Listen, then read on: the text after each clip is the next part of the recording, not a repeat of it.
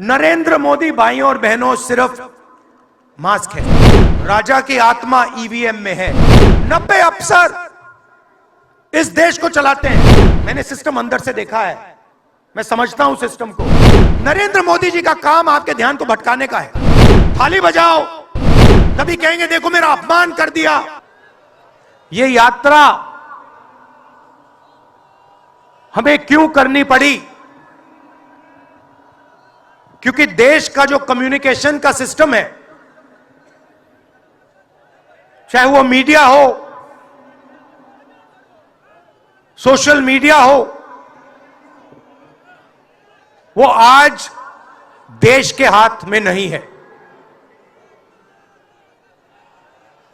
जनता के जो मुद्दे हैं, बेरोजगारी, हिंसा, नफरत, महंगाई, किसानों के मुद्दे,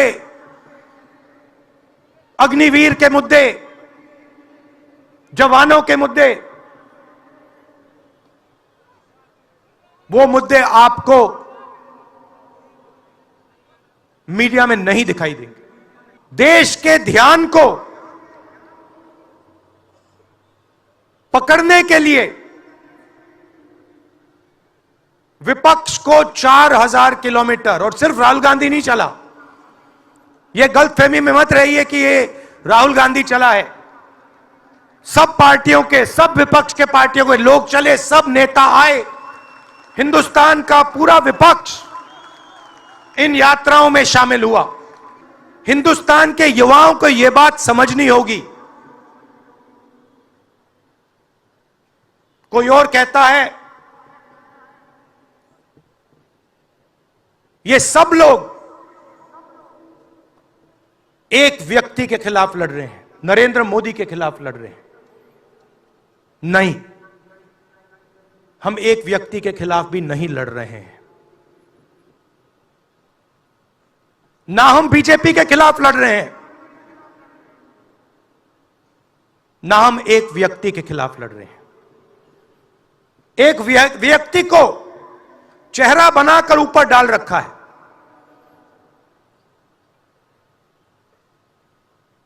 हिंदू धर्म में शक्ति शब्द होता है। हम शक्ति से लड़ रहे हैं, एक शक्ति से लड़ रहे हैं। अब सवाल उठता है वो शक्ति क्या है? राजा की आत्मा ईवीएम में है। सही है, सही है। राजा की आत्मा ईवीएम में है।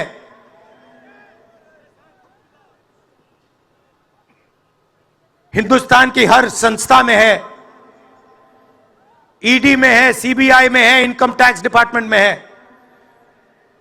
नरेंद्र मोदी भाइयों और बहनों सिर्फ मास्क है, मुखौटा है। जैसे ये बॉलीवुड के एक्टर हैं, उनको रोल दिया गया है कि भैया आज सुबह आपको यह करना है, कल आपको यह बोलना है, परसों आप यह करोगे, सुबह उठ के समुद्र के नीचे जाओ, चलो सी प्लेन में उड़ो।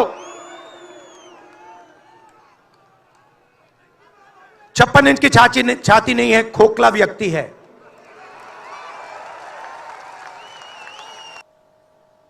बाईस लोग हैं यहां पे, 22 लोगों के पास उतना ही धन है जितना हिंदुस्तान के 70 करोड़ लोगों के पास है।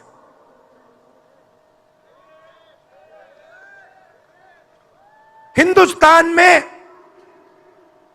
इंटरनेशनल एयरपोर्ट खुलवाने के लिए साल लग जाते हैं।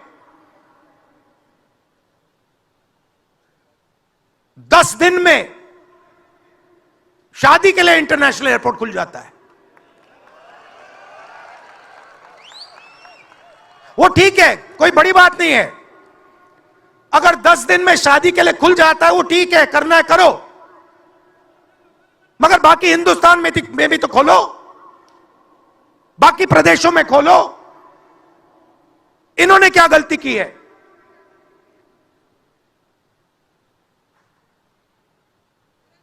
पचास % हिंदुस्तान की आबादी पिछड़े वर्ग की है, 15% दलित, 8% आदिवासी, 15% माइनॉरिटी, 5% 7% गरीब जनरल कास्ट के लोग। मीडिया के मालिकों की लिस्ट निकालिए, नाम दिखा दीजिए मुझे। दलित का नाम दिखा दो, आदिवासी का नाम दिखा दो, पिछड़े का नाम दिखा दो लिस्ट में। एक नहीं मिलेगा आपको। मैं ढूंढ रहा हूं, महीनों से ढूंढ रहा हूं।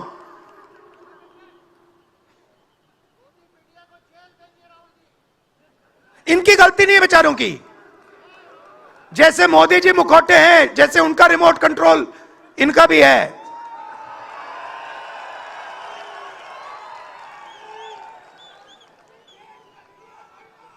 मीडिया में कोई नहीं। हिंदुस्तान की सबसे 200 बड़ी कंपनियों की लिस्ट निकालिए, मालिकों की लिस्ट निकालिए। गरीब जनरल कास्ट का व्यक्ति का नाम बता दो मुझे, दलित का, पिछड़े का, किसी भी गरीब व्यक्ति का नाम बता दो, किसी भी पिछड़े का नाम बता दो 200 कंपनियों के मालिक की लिस्ट में। नहीं मिलेगा।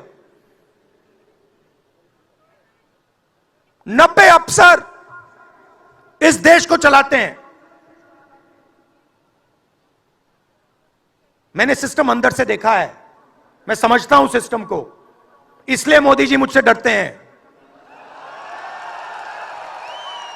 सब कुछ देखा है मैंने, सब समझता हूं। मैं अंदर बैठता था उसमें, सालों में अंदर बैठा हूं। कोई नहीं छुप सकता मुझसे, और मुझे दबा भी नहीं सकते हैं। मोदी जी को दबा सकते हैं तो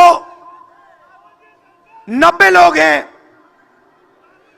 उसमें 3 पिछड़े हैं, 3 दलित, 1 आदिवासी।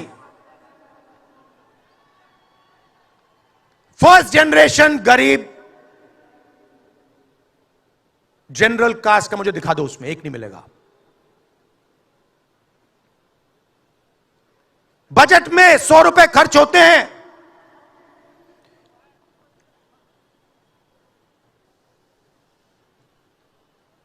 पिछड़े, दलित, आदिवासी सबको मिला दो, 6 रुपए का निर्णय लेते हैं। पॉलिसी कहां बनती है? पॉलिसी ये 90 लोग बनाते हैं, उसमें 200-300 और जोड़ दो।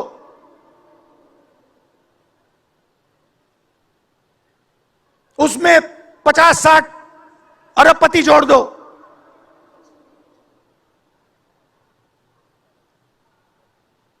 यह है सच्ची शक्ति जो हिंदुस्तान को चला रहा है, और इससे आप कोई नहीं बचेगा। आप में से कोई नहीं बचने वाला। यहां किसी ने ईवीएम की बात की,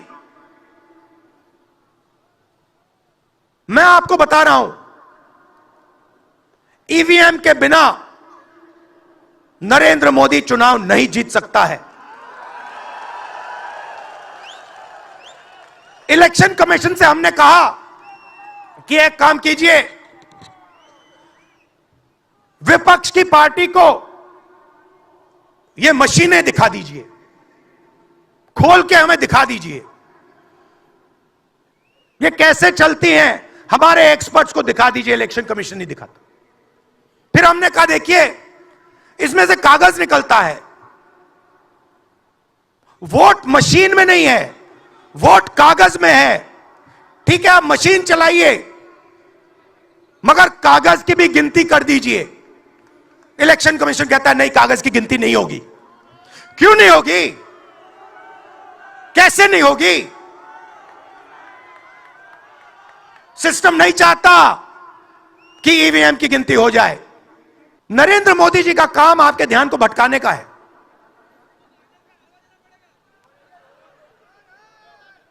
कभी आपसे कहेंगे देखो देखो चाइना की ओर देखो, पाकिस्तान की ओर देखो। कभी मोबाइल फोन की लाइट ऑन कर देंगे,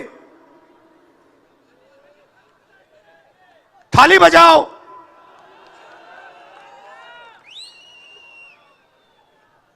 कभी कहेंगे देखो मेरा अपमान कर दिया। जब चाइना का यहां माल बिकता है, सिर्फ चाइना को फायदा नहीं होता, हिंदुस्तान के अरबपतियों को भी फायदा होता है भाई और बहनों। पहले इनकी सरकार आई, अरुण जेटली मेरे पास आते हैं, कमरे में बैठते हैं और मुझे कहते हैं राहुल, ये जो लैंड एक्विजिशन का मामला है,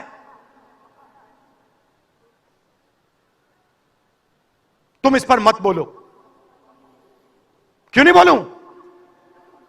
जनता का मामला है। अगर बोलोगे तो तुम्हारे ऊपर हम केस लगाएंगे। लगाओ केस, मुझे कोई फर्क नहीं पड़ता। क्या कर लोगे मेरा? ईडी वाले आए, 50 घंटे बैठा दिया।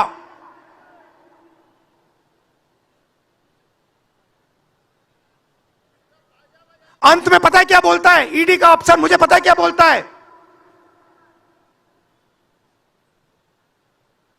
कहता है राहुल जी, आप किसी से नहीं डरते हो, आप नरेंद्र मोदी को हरा सकते हो। यह नफरत का देश नहीं है, यह मोहब्बत का देश है। नफरत जानबूझ के फैलाई जा रही है। नफरत इसलिए फैलाई जा रही है कि आप अपना ध्यान इधर उधर करो और आपके जेब में से आपका पैसा लूटा जाए, छीना जाए।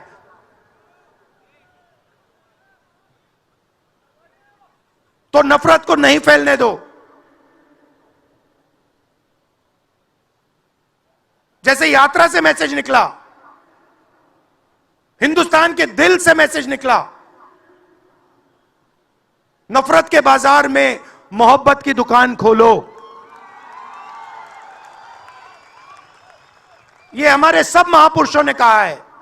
गांधी जी ने कहा, बुद्ध भगवान ने कहा, राम जी ने कहा, यही कहा। अगर राम का, बुद्धा का एक ही मैसेज है,